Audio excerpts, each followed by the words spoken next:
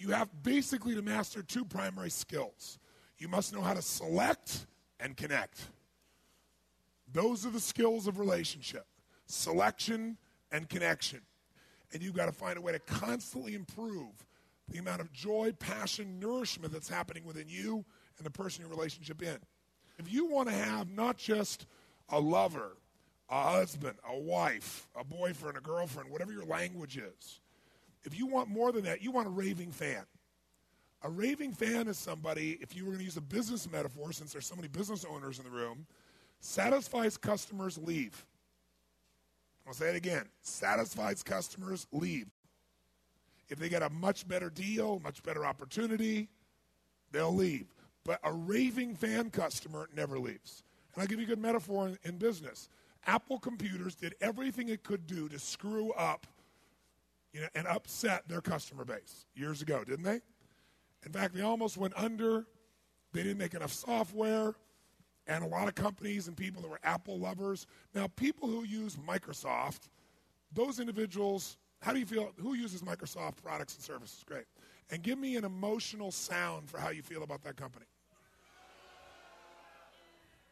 Who here uses Apple products and services? And I didn't even have to ask them to make a sound. Did you notice that? Make the sound Apple products. How do you feel about Apple as a company? Now, it's only, 10% of the room, but almost everybody booed for Microsoft, which has the dominant marketplace, and they cheer for Apple. And the difference is people who use Apple are raving fans. Your goal in a relationship, above all else, is you want to make sure that you make this person who's in your life your raving fan. And there's only one way to do that. Worship them, not just love them. You got to worship them. If you want to have something that's extraordinary, because that person who is worshipped is not going to leave in a million years. And what makes them know they're worshipped is the following. You got to know, what do you really what? Because everyone is different. We all want love. We want the same needs. We got to know what we want. So some of you may be saying, well, Tony, this is all very interesting and dynamic, but I'm single, and I don't have a relationship. You got to know how to start. The first step is to decide what's your vision for what you really want. What's your vision for what you really want? You can't make something happen until you get clear. What was the first step to taking something impossible and making it real? Focus. You need a vision. Without a vision, people what? Perish. You need a vision for your relationship. A vision for what is it I really want most in life? What would excite me? What would light me up? And I don't just mean a vision of what that person's supposed to look like and be like, or what values they have. That could be part of the vision. But also, what is your vision for what this relationship would create in the world that would inspire you to be in this relationship? Because without a vision of what the relationship's going to be, you're going to settle for whatever shows up. All you got to do is get a vision that is so compelling to you, so exciting and so clear that you get so much emotion, you'll figure a way to make it happen. And you might say, but I'm already in a relationship. Well, remember I said the two skills you got to have is select and connect? The first and most important selection you're going to make in your life, well, I'll tell you this first. 95% of the happiness you're going to have in life is going to come from who you select as your partner. So we're going to get absolutely clear about what is it you really want, because it's impossible to get there otherwise. I'll tell you what helped me. And this would be if you're brand new and you're single.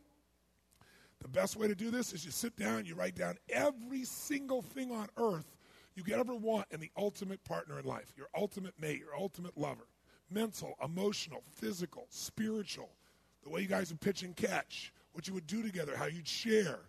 But every detail, a level of specificity that normally you would think is insane. And then you got to make a second list, I learned.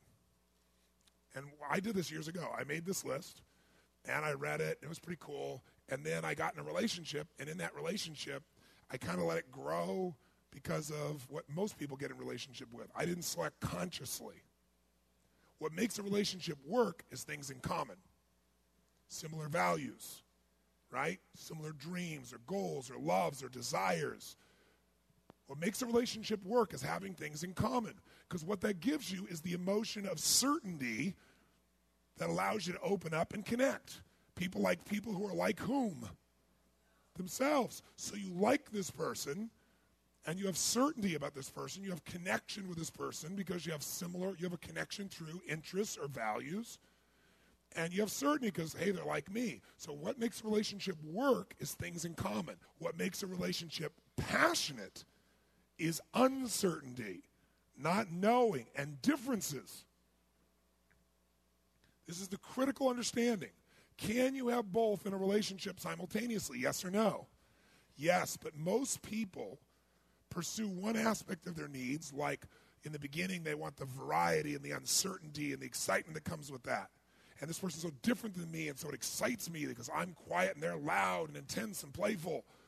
And then they get around and they think, oh, I want this forever, and they try to get a hold of this person and very often try to control them. And then what they want to do is get this place of connection, but also control, certainty.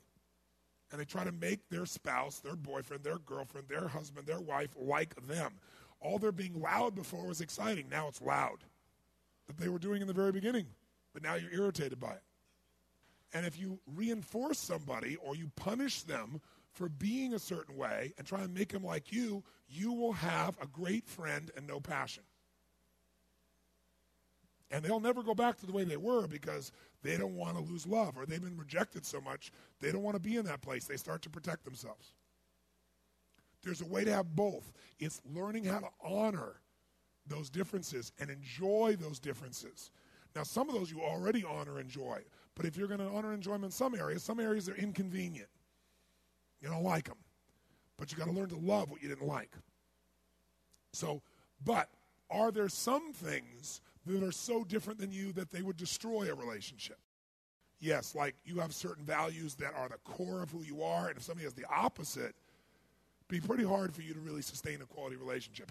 So the place to start, you make your list of everything you want. Then you make your list of everything, and the second list is really critical. Everything that you must not have in a relationship. Not should not. There's lots of things you prefer not to have, but must not have. By the way, you can get everything you want in a relationship and get 2 or 3 things you must never have, and it'll destroy it. And I'm going to show you that process. Because even if you're not in a relationship, how many would like to have a way to evaluate whether or not this is the right relationship or not for me?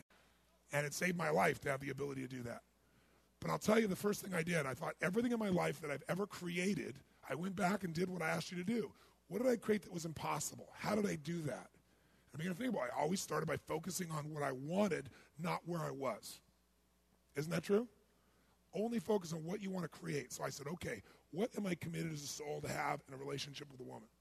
What do I want in that relationship? And then what can I not have? I made these lists, and I wrote it for about 9 or 10 pages. Maybe by the time I was done with a mix-up list, I might end up with 12. But I'm talking about details, ridiculous details.